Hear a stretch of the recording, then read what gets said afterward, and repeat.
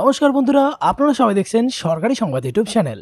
বন্ধুরা, যেমনটা আমরা সবাই জানি যে আবারও মুখ্যমন্ত্রী পদে বসা মাত্রই কিন্তু মমতা সরকার একের পর এক নতুন নতুন সুবিধা দিয়ে সাধারণ মানুষের মন জয় করে নিচ্ছেন।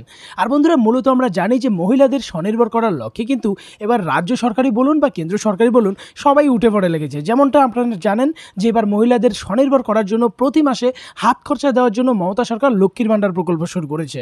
আর বন্ধুরা, এবার আপনাদের জানিয়ে দেয়, যদি আপনাদের বাড়িতে কোনো মহিলা থেকে থাকে তাহলে কিন্তু তাদের জন্য আরও একটি নতুন প্রকল্প শুরু করে দিল মুখ্যমন্ত্রী মমতা বন্দ্যোপাধ্যায়। আর বন্ধুরা, মূলত এই প্রকল্পে আপনাদের বাড়ির প্রত্যেকটি মহিলারাই এবার একটি চাকরি পেয়ে যাবে, যেটার আওতায় তারা প্রতিদিন 255 থেকে 300 টাকা করে রোজগার করতে পারবে। বন্ধুরা, নতুন প্রকল্পটার নাম হচ্ছে সেবা সখী প্রকল্প। আর এই প্রকল্পের দ্বারা ব্লকে ব্লকে কয়েক হাজার মহিলাদের নিয়োগ করা হবে। বন্ধুরা, এই সেবা কর্মীদের গ্রাম অঞ্চলে প্রতিদিন 255 টাকা করে দেওয়া হবে। তো বন্ধুরা, রাজ্যের নতুন প্রকল্প চালু হলো সেবা সখী প্রকল্প। তো এই প্রকল্পে কয়েক হাজার মহিলা তো নিয়োগ করা হবে। তো এবার আমরা জেনে নেব যে এই সেবা সখী প্রকল্পটা আসলে কি, কিভাবে আবেদন করবেন, বেতন কতটা দেওয়া হবে, কি কাজ করতে হবে, কিভাবে আবেদন করবেন বা কবে থেকেই বা শুরু হচ্ছে, এই সমস্ত খুঁটিনাটি প্রশ্নের উত্তর আজকের ভিডিওতে আপনাদের আমি জানিয়ে দিতে চলেছি। তো অবশ্যই কিন্তু ভিডিওটিকে একদম শেষ পর্যন্ত দেখবেন। এরই সাথে বন্ধুরা, যদি আপনিও চান আপনাদের বাড়ির মহিলাদেরও এই চাকরিটা দেওয়া হোক, তাহলে কিন্তু অবশ্যই ভিডিওটিকে একটি লাইক করে দেবেন। এরই সঙ্গে লাল রঙের সাবস্ক্রাইব বাটনে ক্লিক করে বেল নোটিফিকেশনটা অল করে দেবেন। তো বন্ধুরা, এখানে দেখুন প্রথমেই বলা হয়েছে যে সেবা সখী প্রকল্পটা কি। দেখুন, বলা হয়েছে রাজ্যের অশক্ত বৃদ্ধ বৃদ্ধা এবং শয্যাশায়ী রোগীদের পাশে দাঁড়াতে একটি অভিনব প্রকল্প শুরু করতে চলেছে মমতা বন্দ্যোপাধ্যায়ের সরকার। গোটা দেশের মধ্যে এটাই প্রথম রাজ্য যেখানে সরকারি উদ্যোগে তাদের জন্য প্রশিক্ষিত সেবাকর্মী সরবরাহের ব্যবস্থা করা হচ্ছে। আর বন্ধুরা, এটার জন্যই এই প্রকল্পটার নাম হচ্ছে সেবা সখী প্রকল্প। পরবর্তী প্রশ্নের উত্তরে বলা হয়েছে যে সেবা সখী প্রকল্প কবে থেকে শুরু হচ্ছে।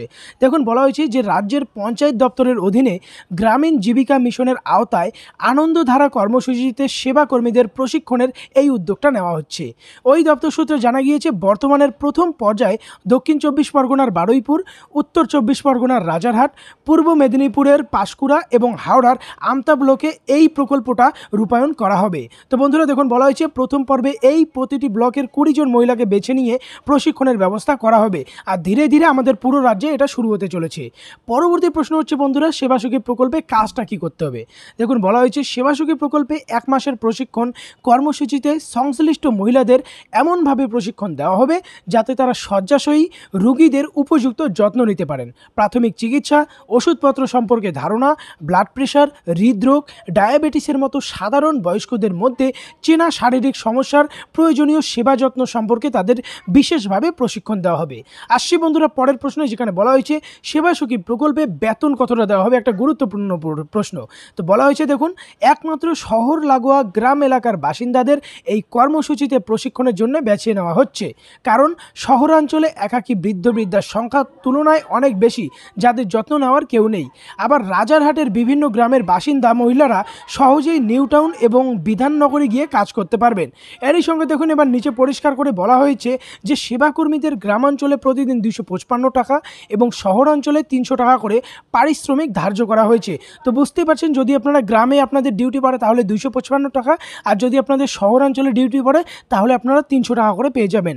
পরে বলা হয়েছে যে আবেদনের পদ্ধতি। দেখুন, বলা হয়েছে প্রাথমিকভাবে পাইলট প্রজেক্ট হিসেবে এই কাজটা শুরু করা হচ্ছে, তাই এখনও আবেদন পদ্ধতিটা নিয়ে বিস্তারিত বলা যাচ্ছে না। আবেদন জেলাভিত্তিক এবং অনলাইন অফলাইন দুটোই হওয়ার সম্ভাবনা রয়েছে।